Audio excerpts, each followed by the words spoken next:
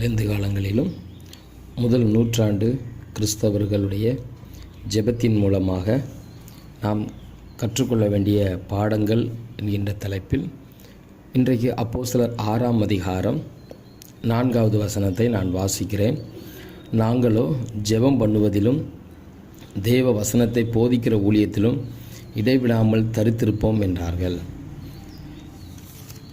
ஆதி முதல் நூற்றாண்டு கிறிஸ்தவர்கள் என்ன செய்தார்கள் என்றால், இந்த 6ஆம் அதிகாரம் 4வது வசனத்தில் எங்களுடைய வேலை ஜெபத்தில் இடைவிடாமல் தரித்திருப்போம் என்று சொல்லி அவர்கள் சொல்லுகிறார்கள். இந்த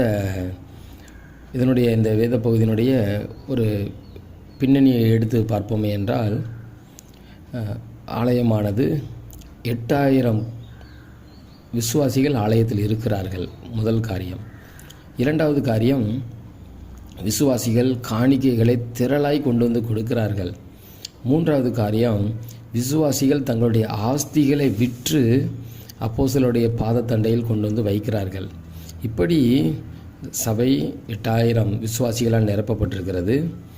அவர்களுக்கு நல்ல தேவைகள் சந்திக்கப்பட்டு வருகிறது.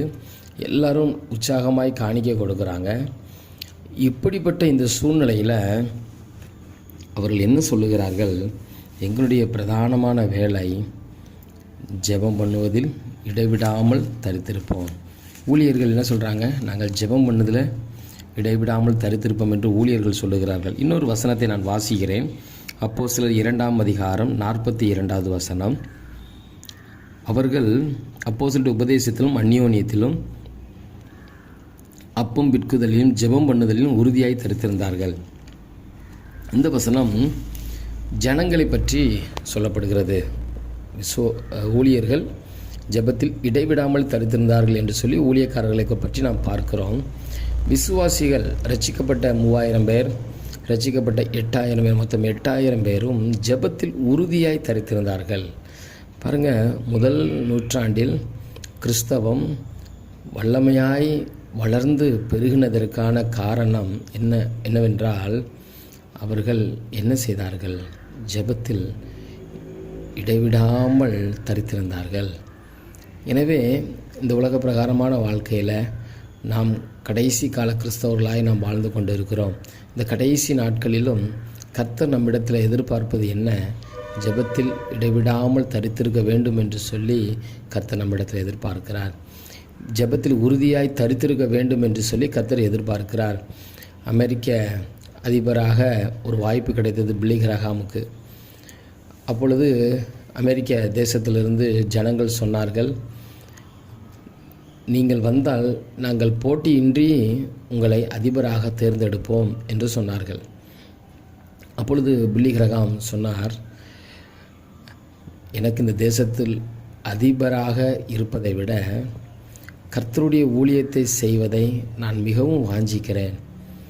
எனவே ஒருவேளை நான் தேசத்து அதிபராக வந்தால் என்னால் ஜெபிக்க முடியாது, என்னால் ஊழியம் செய்ய முடியாது. அது மாத்திரமல்ல, நான் என்னுடைய தேவனுக்கு வேலை செய்வதை பிரதானமான வேலையாக எண்ணுகிறேன். இந்த அமெரிக்க தேசத்து அதிபதி அந்த பதவியின் மீது எனக்கு ஆர்வம் இல்லை. எனக்கு கர்த்தருடைய ஊழியத்தை செய்ய வேண்டும், அந்த பொறுப்பு மாத்திரம் போதும் என்று சொல்லி அவர்கள் அமெரிக்க தேசத்தினுடைய அதிபராய் வரக்கூடிய அந்த வாய்ப்பு கிடைத்தாலும் அதை உதறி தள்ளினார். காரணம் என்ன? இப்படிப்பட்ட பொறுப்புகள் என்ன செய்யும்? என்னை ஊழியத்திலிருந்து என்னை தடை செய்யும் என்று சொல்லி பில்லி கிரஹாம் அறிந்து கொண்டார். இந்த நாட்களிலும் நாம் எதில் சிக்கி கொண்டிருக்கிறோம்? நம்ம ஜெபத்தில் இடைவிடாமல் தரித்திருக்கிறதில் நம்ம விரும்புகிறோமா? இல்லை என்றால் ஜெபத்தில் தரித்திருந்தார்கள், உறுதியாய் தரித்திருந்தார்கள், இவைகளின் மீது நம்முடைய வாஞ்சை இருக்கிறதா? இவைகளின் மீது நம்முடைய வாஞ்சை இருக்கும்போது எப்படி முதல் நூற்றாண்டில் கிறிஸ்தவம் வளர்ந்து பெருகினதோ அதே போல் இந்த காலகட்டங்களிலும் நம்முடைய கிறிஸ்தவம் வளர்ந்து பெருகும். எனவே இந்த காலை வேளையிலும் அப்போஸ்தலர் 6ஆம் அதிகாரம் 4வது வசனத்தின் மூலம் நாம் கற்றுக்கொள்ளக்கூடிய காரியம், நாம் கற்றுக்கொள்ளக்கூடிய முதல் பாடம், அப்போஸ்தலர்கள் ஜெபத்தில் இடைவிடாமல் தரித்திருந்தார்கள். ஜனங்கள் ஜெபத்தில் உறுதியாய் தரித்திருந்தார்கள். நாமும் ஜெபத்தில் இடைவிடாமல் உறுதியாய் தரித்திருப்போம். கர்த்தர் நிச்சயம் நம்மை ஆசீர்வதிப்பார். நம் மூலமாக கர்த்தர் பெரிய காரியங்களை செய்வார். Thank you. May God bless you.